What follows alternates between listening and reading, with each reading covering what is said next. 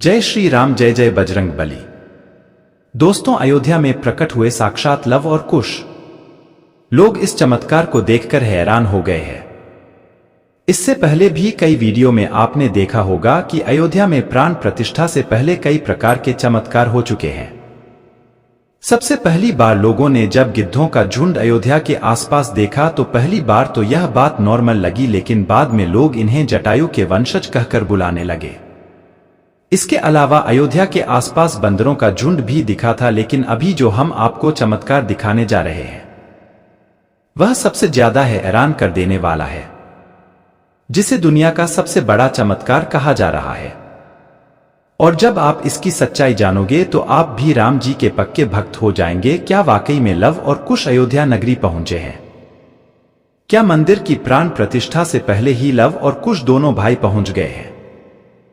आज हम इन सभी रहस्यों से पर्दा उठाकर आपके सामने सच्चाई लाने वाले हैं। वीडियो शुरू करें उससे पहले कमेंट में जय श्री राम जरूर लिखें। दोस्तों, 22 जनवरी से पहले ही अयोध्या को दुल्हन की तरह सजा दिया गया है। मंदिर में राम लला के ब्रांड प्रतिष्ठा का समय 12:20 तय किया गया है। इस प्रतिमा को मंदिर के गर्भगृह में रखा जाना है।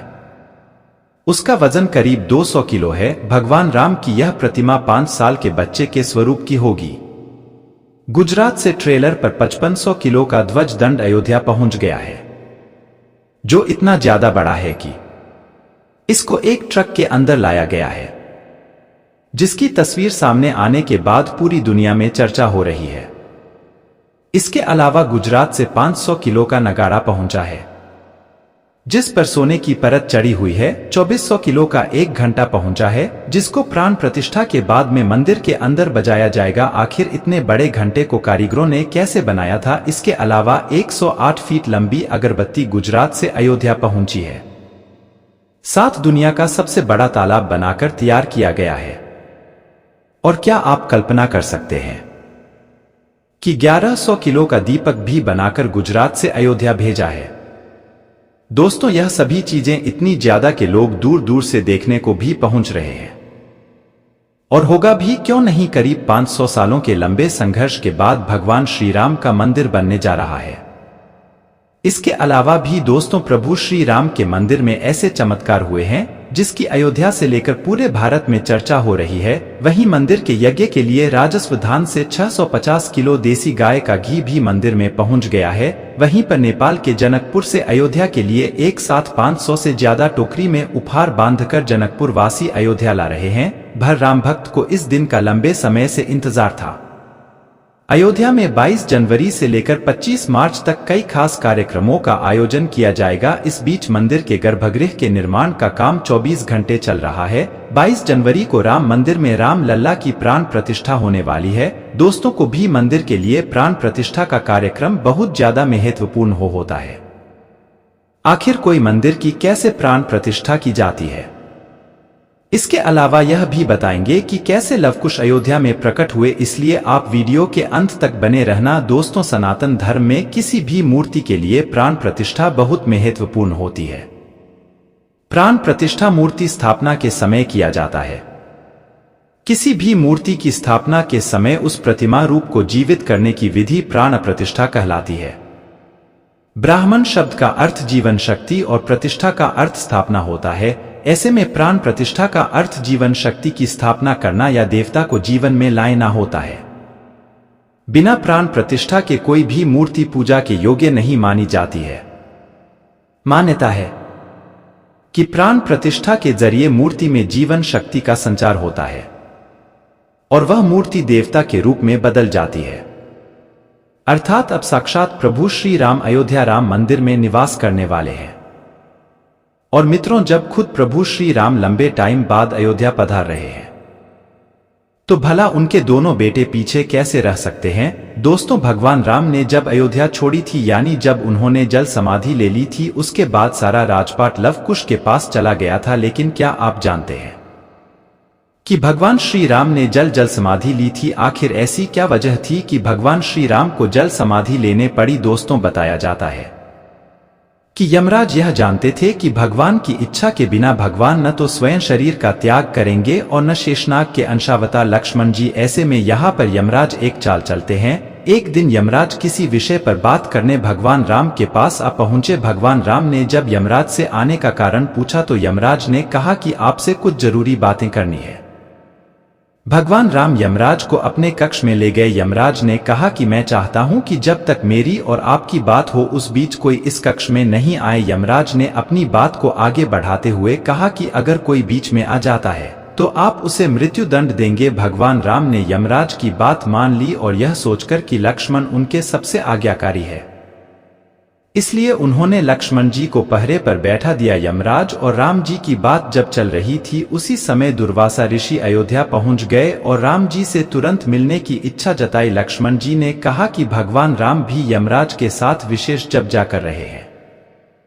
भगवान की आज्ञा है कि जब तक उनकी बात समाप्त नहीं हो जाए कोई उनके कक्ष में नहीं आए, इसलिए आपसे अनुरोध है कि आप कुछ समय प्रतीक्षा करें। ऋषि दुर्वासा लक्ष्मण जी की बातों से क्रोधित हो गए और कहा कि अभी जाकर राम से कहो कि मैं उनसे मिलना चाहता हूं, अन्यथा मैं पूरी अयोध्या को नष्ट होने का शाप दे दूंगा। लक्ष्मण जी ने सोचा कि उनके प्राणों से अधिक महत्व उनके राज्य और उसकी जनता का है, इसलिए अपने प्राणों का मोह छोड़कर लक्ष्मण जी भगवान राम के कक्ष में चले गए। भगवान राम लक्ष्मण को सामने देखकर हैरान और परेशान हो गए। भगवान राम ने लक्ष्मण से पूछा कि यह जानते हुए भी कि इस समय कक्ष में प्रवेश करने वाले को मृत्युदंड दिया जाएगा, तुम मेरे कक्ष में क्यों आए हो? लक्ष्मण जी ने कहा कि दुर्वासा ऋषि आपसे अभी मिलना चाहते हैं, उनके हाथ के कारण मुझे अभी कक्ष में आना पड़ा है। राम जी यमराज से अपनी बात पूरी करके जल्दी से ऋषि दुर्वासा से मिलने पहुंचे। यमराज अपनी चाल में सफल हो चुके थे। भगवान राम अपने वचन से मजबूत है। राम जी सोच में थे कि अपने प्राणों से प्रिय भाई को कैसे मृत्यु दंड दिया जाए।